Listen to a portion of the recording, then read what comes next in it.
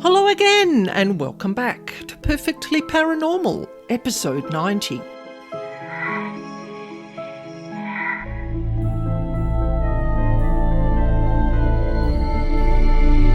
My name's Annaschmidt, and I'm here every week to share with you true paranormal encounters and information about devils, demons, and dark energy beings that no one else talks about. And today we are turning on devices to explore youngsters as young as 5 years old watching paranormal horror movies that have been designed for 15 plus and adults. And yes, it happens more often than you think. And I'm going to talk about the effects of psychological challenging and horrific graphic scenes on young minds, and how they can possibly damage their delicate psychological, mental and emotional health. Now, the information shared today is just from my energetic perspective as an energy worker. So my experiences, and also too, I'm going to be sharing some of my client-based experiences. So to get the ball rolling today, we're going to look at a client experience that happened mid-2024. After working with Angela, who was a house healing client, she was rather shocked when she read her house clearing report. She confessed that her husband and she had a great love for some of the rather graphic paranormal horror movies that are out there. And she isn't always sure whether the kids are in bed asleep when they're watching them. Because you know what kids are like. Some of them can be a little bit sneaky and will come out of their bedrooms when their parents think they are asleep. Now, when I energetically tuned in to Angela's home, I found a large population of demonic level energy beings that were loitering in the lounge room. Now, this was where they both sat and watched their nightly viewing. But also, some of these beings were hanging around a bookshelf that housed rather a lot of adult and R-rated type paranormal horror movies. Now, the entities, after some deliberation and a lot of energy clearing, they'd been moved on for now. But they could easily return to Angela's home if Angela and her husband continue to watch this rather disturbing viewing. The entities, they're drawn to the vibration that the shows are pumping out, but also the emotional reactions that are created by those who watch them. These movies are designed to get your adrenaline pumping, basically. Some people like the fear factor. They like to, they like to experience the horror. Maybe it's the unknown. Maybe they want to feel the fear. But these entities were moved out of the home for now, and this is what I said to Angela.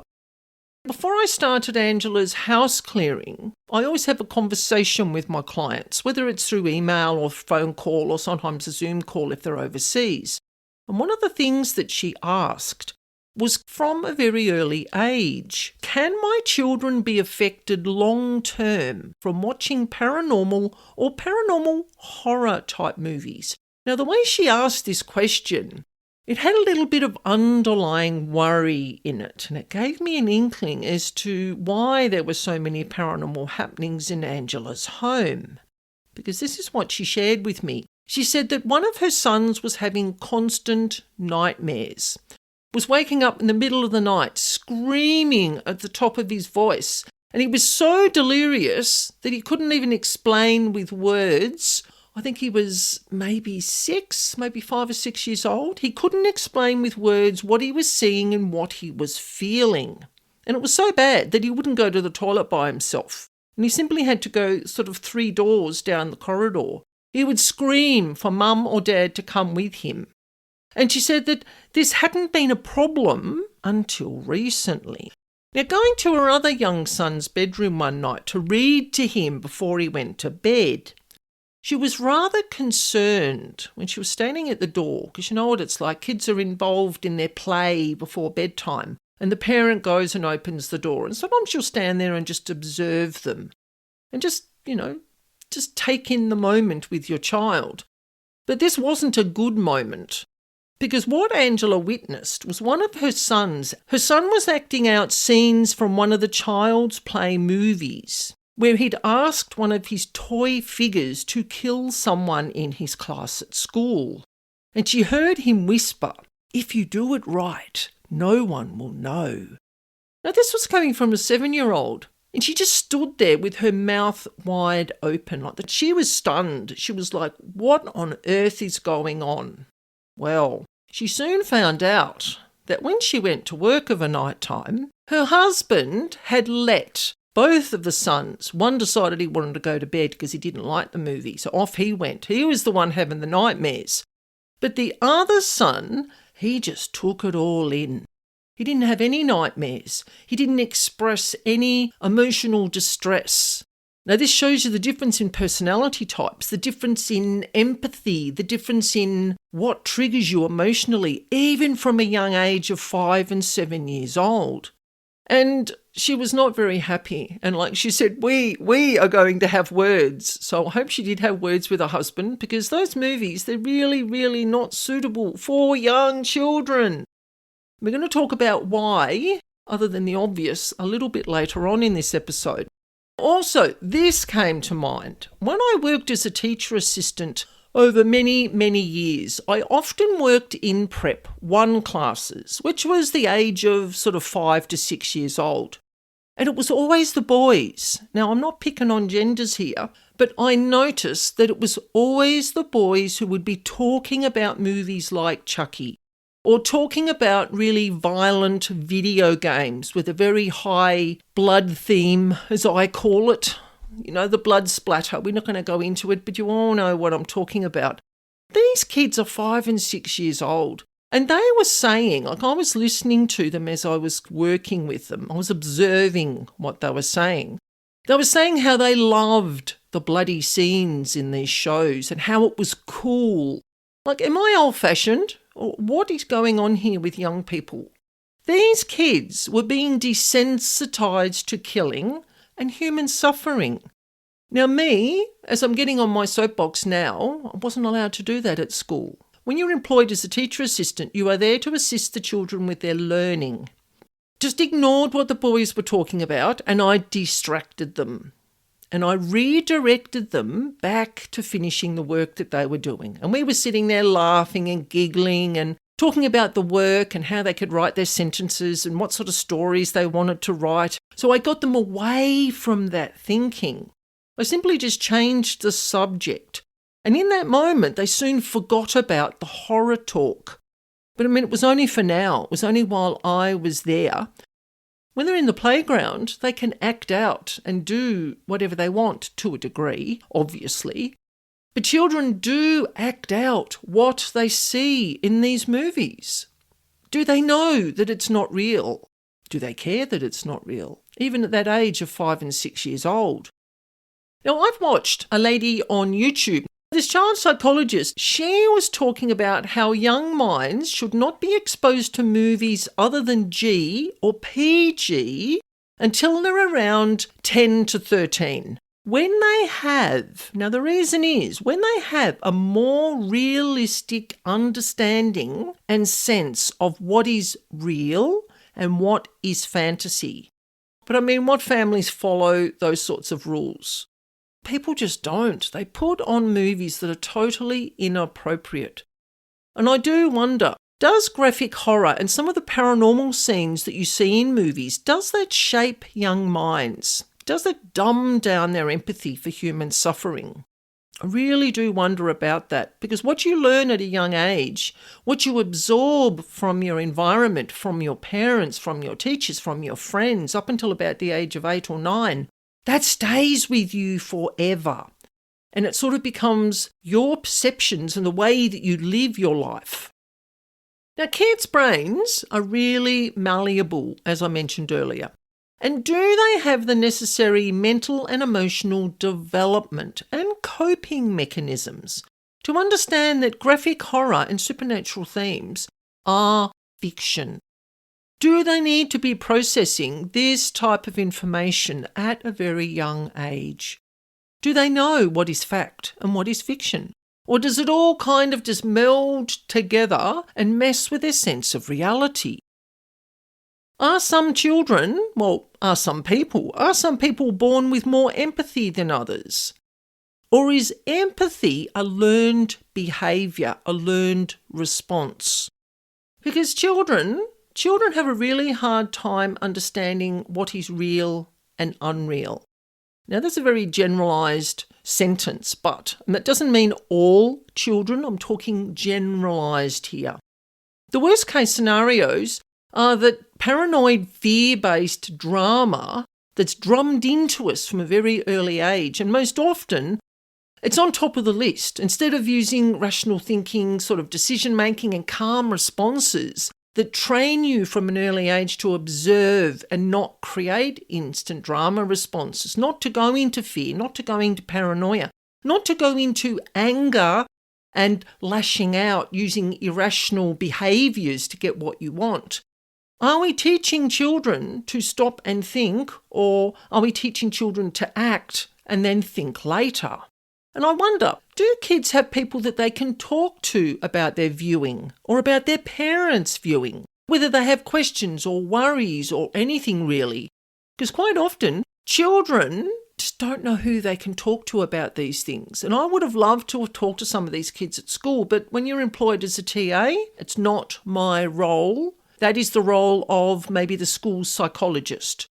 But I often think too that depending on age and temperament, kids and adults need to be able to process this information in a healthy way by talking about it, by sharing how they're feeling when they've seen a show that made them feel really disturbed or stressed.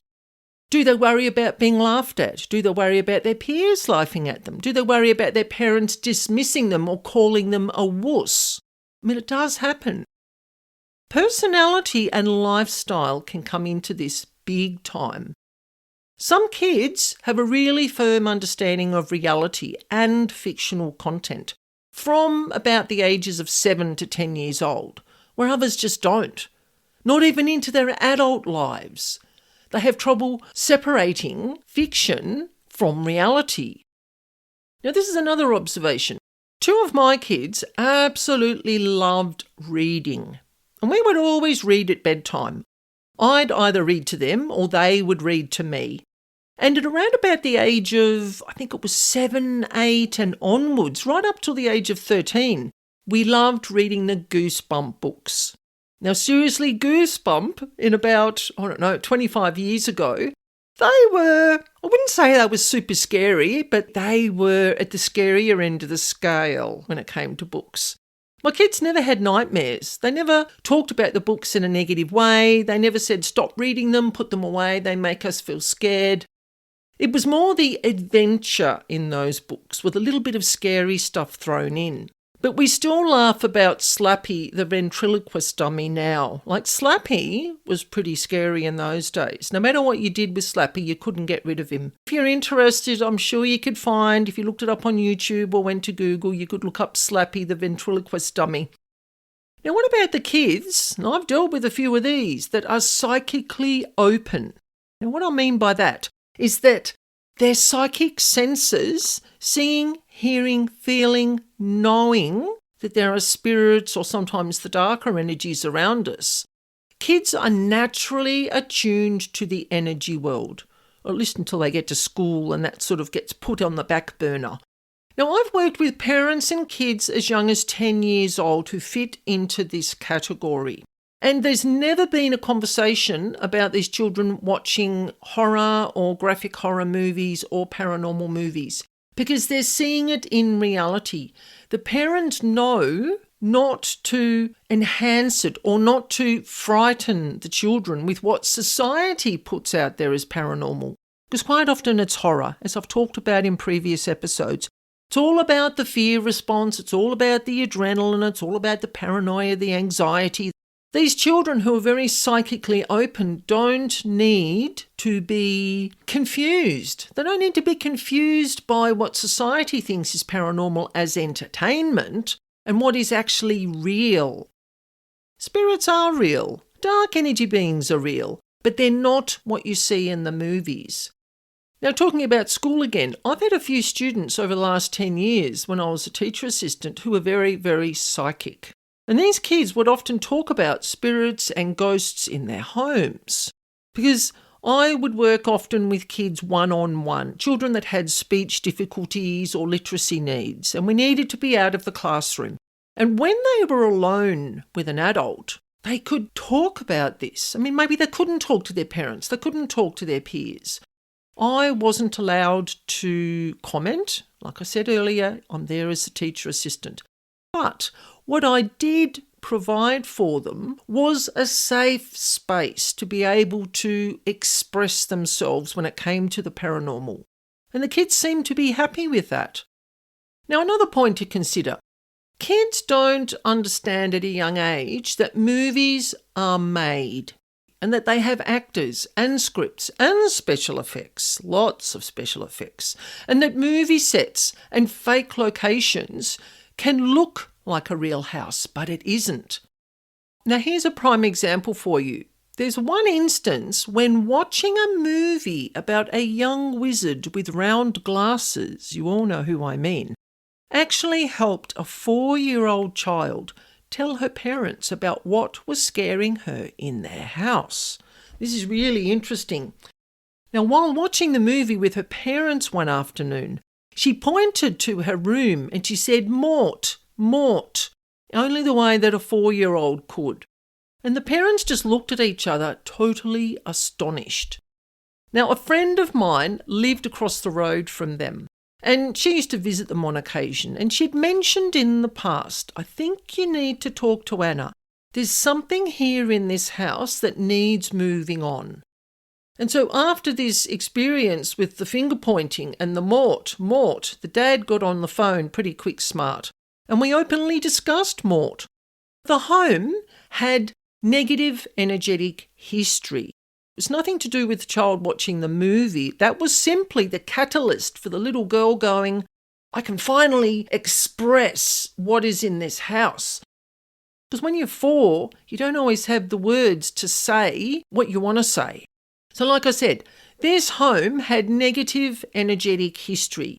And I spent around about 3 to 4 days unpacking all the happenings that had gone on in that house over the last 45 years. Now you're asking why? Why would I do that? Why would I spend the time doing that? Because dark and demonic level beings are drawn to the emotional imprints that we create in our homes. The negative emotional imprints, the addictions, the traumas, the distressing negative life experiences that we have all create vibrations, just like the love and the joy and the happiness and the feeling great and celebrating the birthdays and the balloons and so forth. Everything creates a vibration. Homes absorb both, but more so the happy vibrations will sort of sit in the environment and make you feel good. The dense, lower vibrational emotions such as fear and hatred and anger and guilt, and there might be recreational drug energy, there might be domestic violence energy in the home. There could even be suicide or self-harming, depression, mental and emotional instability. All of these things create a vibration. And the build-up of those vibrations attract the entities. This is simply how it works. It's a really, really simple thing when you think about it. So to get rid of this entity, I had to unpack every room and all of the emotional imprints. The room that that little girl was sleeping in had some rather nasty goings on from quite a few years ago. And that vibration was just being pumped out. Doesn't matter whether you paint the walls, put in new carpet, it's still there. It's within the space within the room, as well as on the walls and the carpet and the furniture and the window panes. Everything absorbs energy. So once that was all cleaned, Mort and his energetic food removed, bam, he was gone, moved out, never to be seen again. And the little girl slept through every night, and the parents were so relieved. So this is one instance that I can think of that watching a slightly paranormal movie, I wouldn't call that particular series of movies paranormal, but they do have a magical content. And I can say too that working on many homes over the years that have had what I call detrimental viewing, that's what I go looking for. Any movies that create a negative response or an emotion in someone who is watching them, if it's intense enough, like one jump scare and a scream isn't going to bring demons into your house. It just isn't. It's the build-up over a number of years, and also too, depending on the mental and emotional vulnerability of the people watching these shows. And also too, I think I mentioned it earlier, that having a lot of paranormal movies in your home. I know a lot of people stream now, which I think is a much better thing, because you actually haven't got the movie sitting on the shelf in the case with all the sort of graphic images. That actually creates a vibration as well. I've come across this in people's homes before, where the detrimental viewing hasn't actually been the viewing, because the people don't watch the movies anymore. It's the collections of these really, really graphic movies. Now, before we finish up today, I have one last recent paranormal story to share with you that I think's kind of connected to watching spooky movies, but kind of not. But I'm going to share it anyway. I went to Emma's house to watch a paranormal movie one afternoon. Now, Emma's a good friend of mine. And Emma loves paranormal movies, loves the spooky movies. But you can only watch them when the kids aged 5 and 8 and the hubby aged 30-something aren't home, which is not very often. So she and I organised a day where I can have a day off work, she can have a day when we can just sit and have a spooky movie girls' afternoon. Well, we sat down with our snacks and a fizzy mineral water each, and we turned on this movie. And no more than 10 minutes into the movie, the room went cold, frosty cold. And I thought, when I was watching the TV screen, out of the corner of my right eye, I thought I saw the outline of something or someone walking through the wall. And it was quite funny, because my friend's sitting there and she suddenly shivered. It was like, ooh, it's really, really cold in here. And it was almost like as those beings were walking through the wall, she felt the cold. Now, it wasn't one, it was many. Like, we looked at each other and Emma grabbed a blanket from behind the couch. And I said to her, I think we've got visitors. And we kind of laughed it off because we're both used to the paranormal. It's just part of our lives. Now, maybe these beings, whether they were spirits or dark or demonic beings, I don't know. I wasn't getting my pendulum out. We had like 2 hours to watch a movie before the kids came home from school. So we wanted to focus on that. So maybe these beings came to watch the movie with us. Maybe they felt the paranormal vibe. Or were they observing us? As I'm kind of a bit like a paranormal Pied Piper. Wherever I go, paranormal beings seem to follow me or come to me. Well, the room stayed icy cold until the movie finished. Like, it was really strange. Because Emma turned up the air conditioning, the heat pump, which was on the wall above the TV right in front of us. So we had warm air blowing on our faces, but we were still really, really cold. It was so funny. And after the movie finished, it was get the kids from the bus time. Like, it finished right on. I think she had 3 minutes to get out the front door and across the road to pick the kids up. So I went to the kitchen and I had our bowls and some of, the fizzy cans to be recycled. And I thought, while she's gone across the road to wait for the kids, I'll just do a bit of tidying up. And we'd had lunch and I thought I'll just tidy up for her. Well, the coldness followed me to the kitchen. It followed me to the kitchen sink and then all around the kitchen and to the bin and to the chair that I went and sat on at the other side of the breakfast bar. It was really quite funny to observe. So I thought, right, I take my pendulum with me everywhere and I have spares in my backpack and in my car. And I got out my pendulum. Okay, these spirits haven't left, so obviously they weren't watching the movie. Are they observing me? Possible. Usually they observe and then they go again. They sort of get bored because I'm not doing anything exciting and they're like, oh, I'm going to go down the road. Well, no, they stayed. And then it dawned on me. Do these spirits want help? Do they want to transition into the afterlife? Well, yes, indeedy do. That is exactly what they wanted. So I pulled out my pendulum and I'm going through the questions, and it came to the transitioning one, and I got a big clockwise swing which told me, yep, they want to transition. And they said to me that they'd seen me park my car at Emma's house, and they came to get my attention, or our attention. Oh, it was so funny. Like, the icy cold was their way of letting us know that they were there. Like, they didn't touch us. They didn't mess with the TV and they didn't flicker the lights. There was no electrical interference at all. It was simply icy cold. So I sat there and I went through the transition process with them.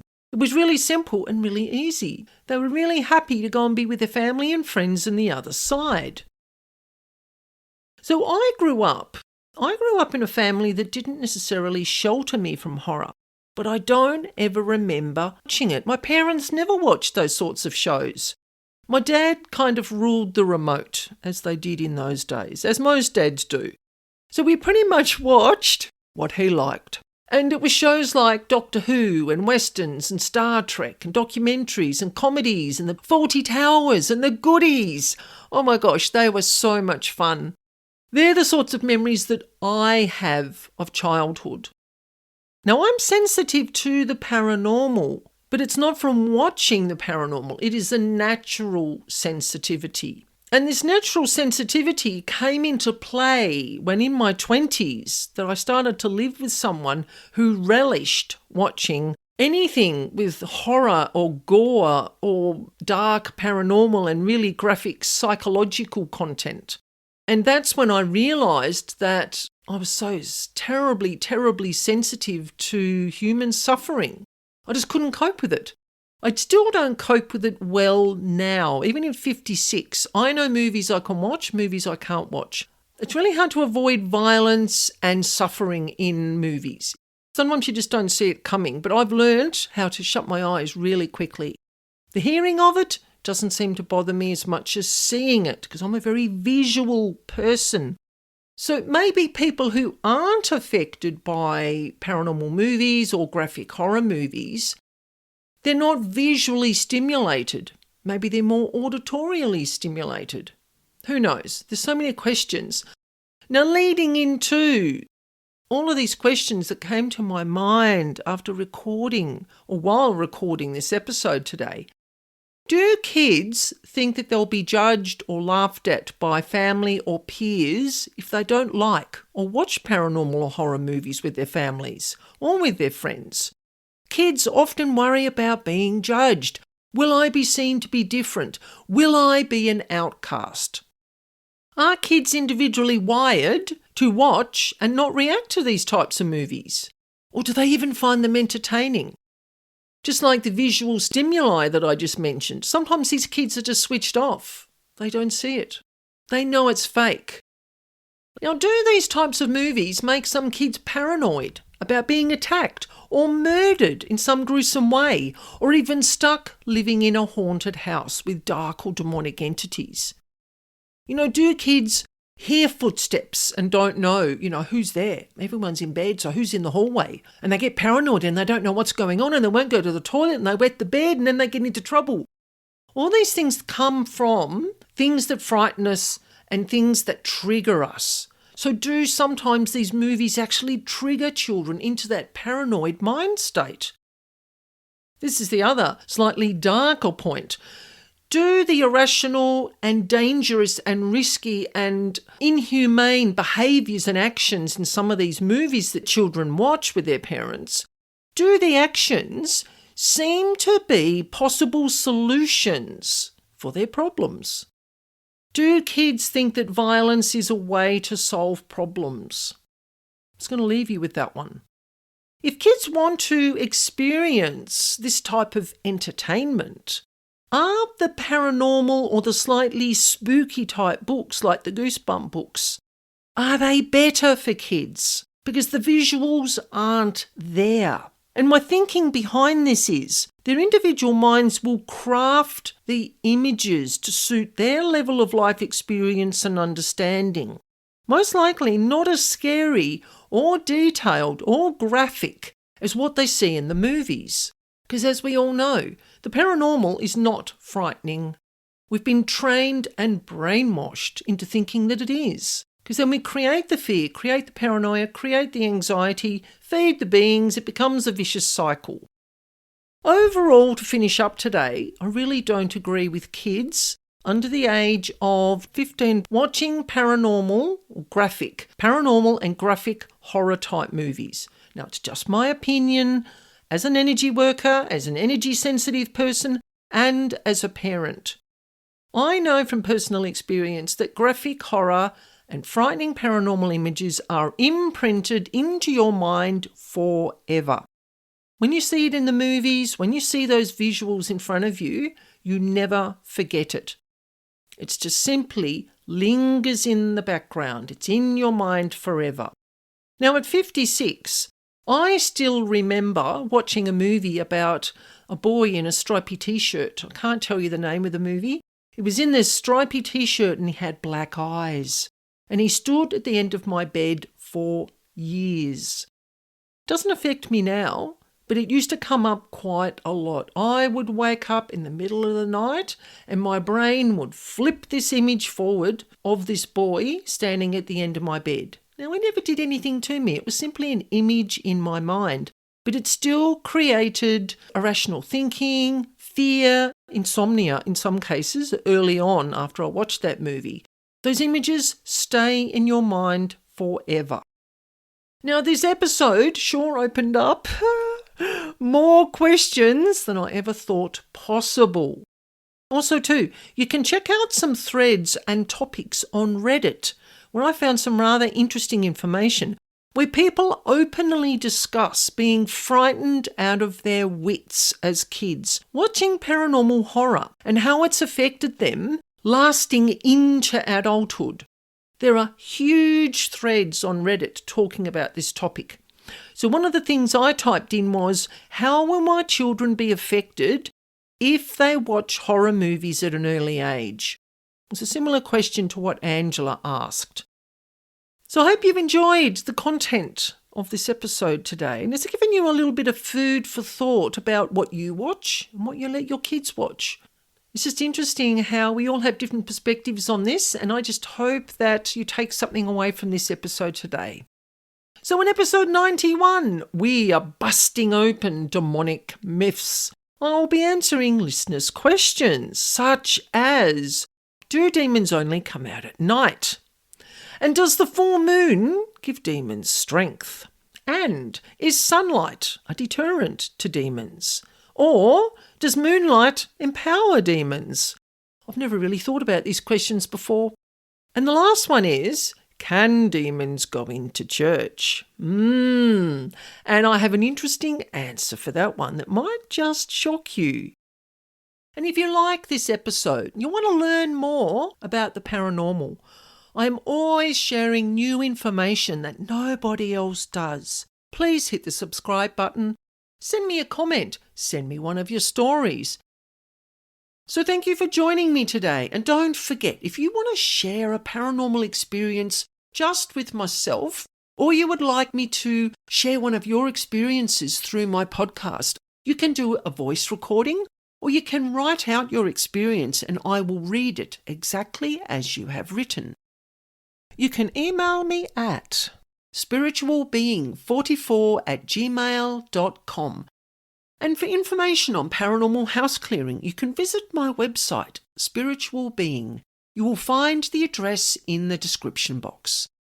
And I look forward to sharing this spooky space again with you next week.